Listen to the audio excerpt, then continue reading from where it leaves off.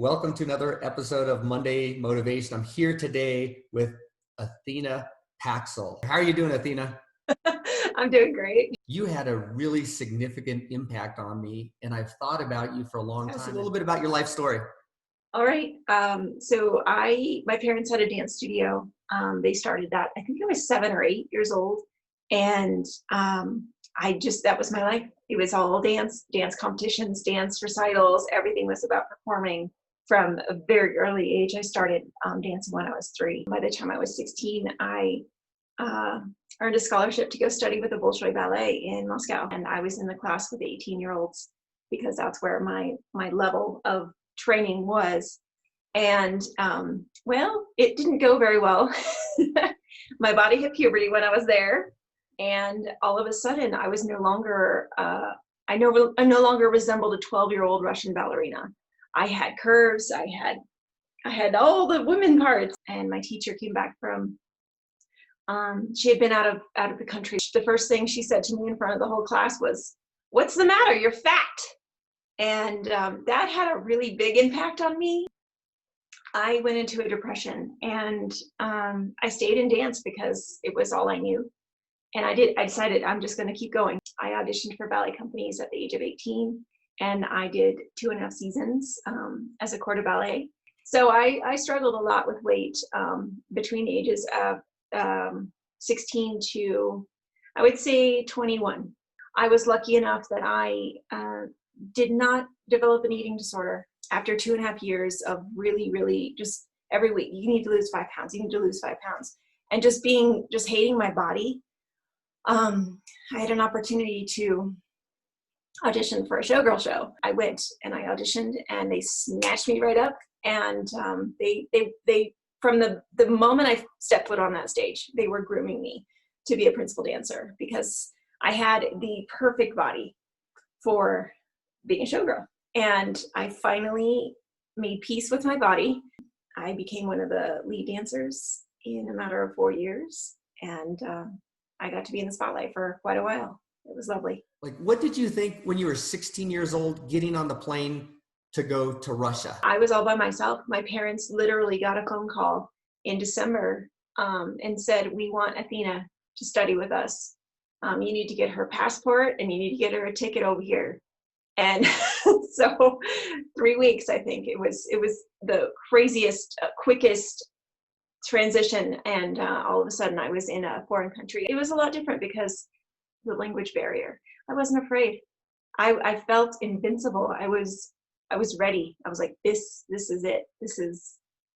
It's happening. I just remember being just ready for it. Ready for whatever.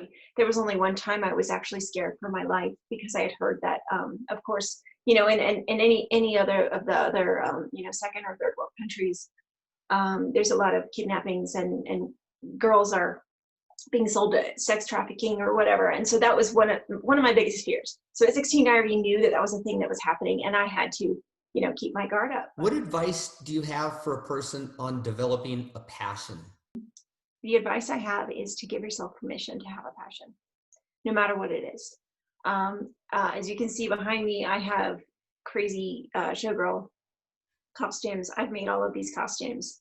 That's my passion. Just pursue something, even if they're not going to get paid for it, even if other people around them think it's silly or a waste of time or whatever. What does it feel like when you're on stage performing?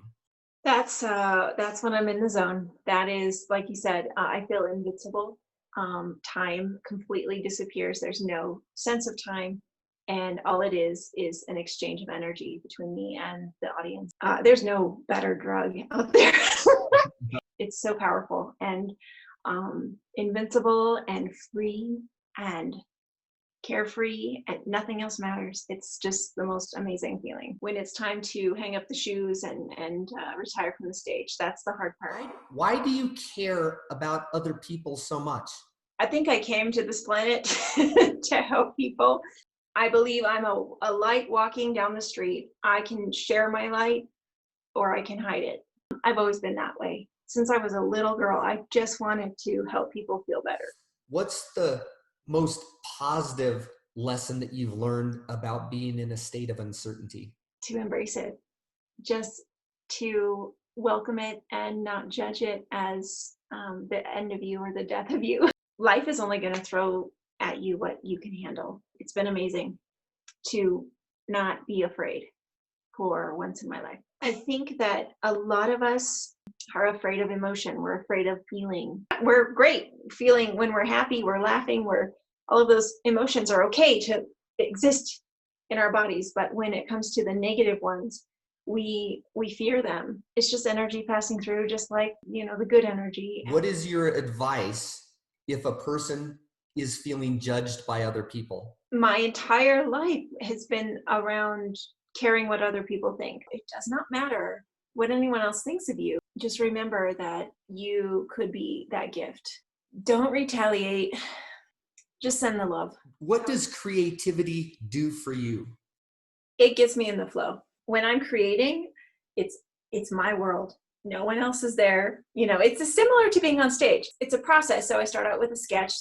All of this is metal, like it's a metal sculpture. And then I add the fabric and feathers and rhinestones and everything. And, just like I like working with my hands, they are ideas that, they occurred to me and I make them happen. I bring them to life. What has being a mother taught you? It's been interesting to bring two little beings into the world and want them to have the best lives possible. They're going to become who they're going to become, whether I'm in there helping them or not. Trusting that they're actually really smart and resilient. I thank them for being in my life. I love being a mom. If there's one thing you could tell the world, what would that be? God, love yourself. I think that's beautiful. We're going to end on that.